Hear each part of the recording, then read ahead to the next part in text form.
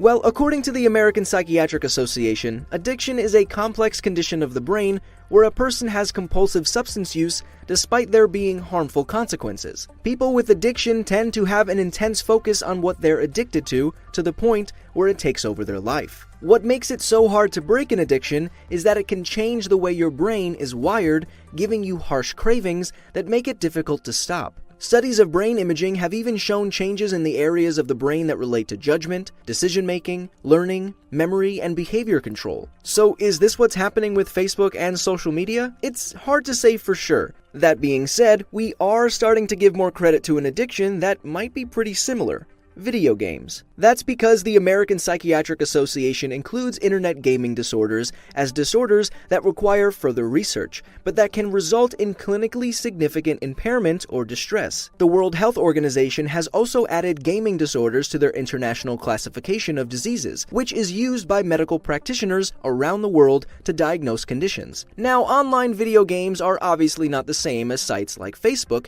yet they do have similar social aspects. It's possible that in the future, we'll see health organizations also classify social media as a type of an addiction or disorder. Still, sites like Facebook do have quite a few qualities that make you want to come back to them. Through constant feeds that go on forever and giving you push notifications on your phone, social media sites try their best to keep you on their app or website. And if you leave, they want you to come back as quickly as possible. Google and Facebook further their reach by also being commonly used to sign in to other sites. Social media sites always seem to have a significant impact on how you feel, furthering your connection to them.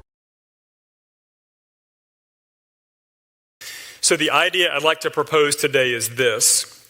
One of the most effective ways of building strong fundamentals in students and preparing them for the future, ironically enough, is by looking to the past through the teaching of Latin.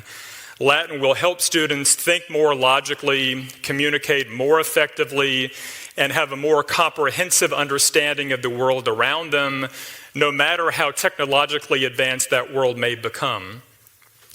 To begin with, let's address a common misconception that Latin is a dead language spoken by ancient Europeans 2,000 years ago, holding no relevance whatsoever for people living in the 21st century. There's even an old poem that expresses this point of view. Latin is a language as dead can be. First it killed the Romans, and now it's killing me. Now, students may feel this way sometimes, but this simply is not true. The reality is that Latin never died.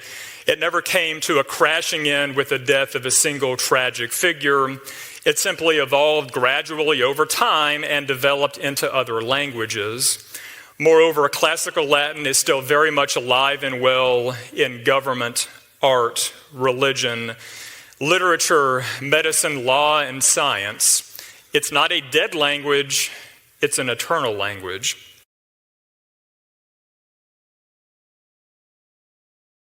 We've all heard the phrase, laughter is the best medicine.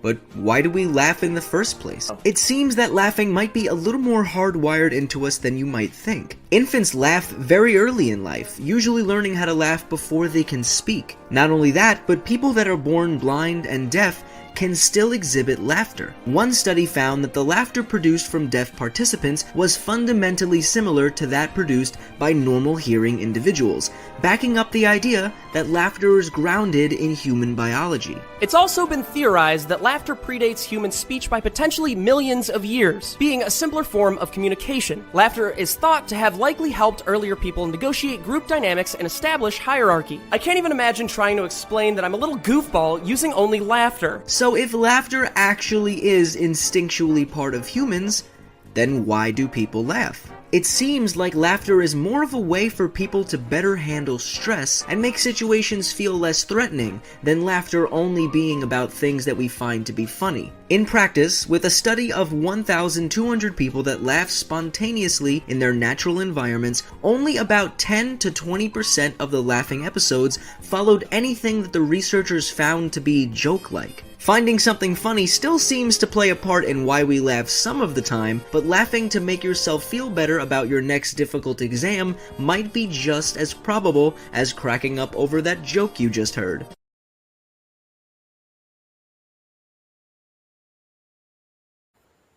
This kind of approach is kind of the way some students approach preparing for standardized tests. In order to get test scores to go up, teachers will end up teaching to the test. Now, that approach can work. Test results often do go up, but it fails the fundamental goal of education, to prepare students to succeed over the long term. So, given these obstacles, what can we do to transform the way we transform organizations? So rather than being exhausting, it's actually empowering and energizing. To do that, we need to focus on 5 strategic imperatives, all of which have one thing in common: putting people first. The first imperative for putting people first is to inspire through purpose. Most transformations have financial and operational goals. These are important, and they can be energizing to leaders, but they tend not to be very motivating to most people in the organization. To motivate more broadly, the transformation needs to connect with a deeper sense of purpose. Take Lego. The Lego Group has become an extraordinary global company. Under their very capable leadership, they've actually undergone a series of transformations. While each of these has had a very specific focus, the North Star, linking and guiding all of them, has been Lego's powerful purpose: inspire and develop the builders of tomorrow. Expanding globally, it's not about increasing sales, but about giving millions of additional children access to Lego building bricks.